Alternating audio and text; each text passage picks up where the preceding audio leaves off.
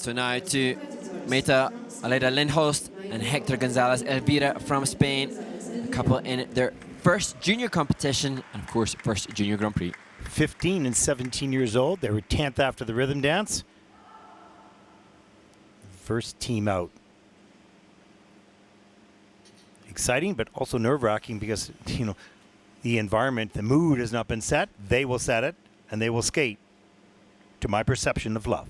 I have a question for you. If you could go back in time and relive one single moment, what would it be?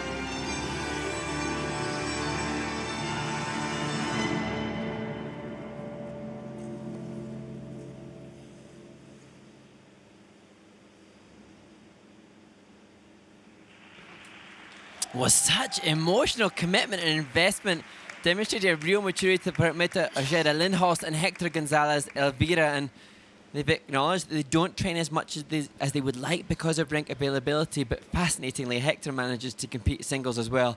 Next week he competes in the Budapest Trophy, so really admirable that they've managed to prepare sufficiently to compete at a junior Grand Prix. Yeah, you can see they really had a story to tell, and they stayed with that story. So that always enhances the skating, whether it's weaker skating or stronger skating. When you get engaged in the story and you know there is one, even if you don't know exactly what it is, because you can see the emotion in their partnership, adds so much to the program. And at just 15 years old and 17 years old, I felt the emotion, I felt the story.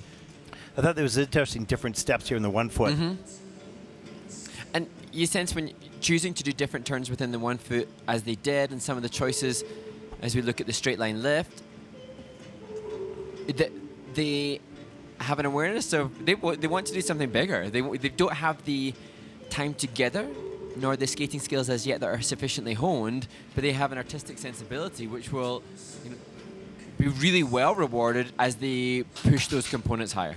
Yeah, and as their skating skills start to improve and the basics, a little bit more speed and whatnot, they are storytellers, and they have some feeling between the two of them on the ice, and that's good resources to have. But the skating skills will need to improve to be able to tell a better, bigger, deeper story.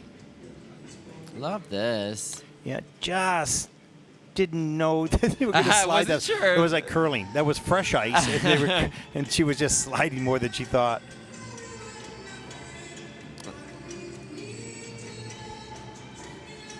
Yeah, really enjoyed that, and hopefully they did too, sufficiently to return to the training rate beyond this and continue to hone and do the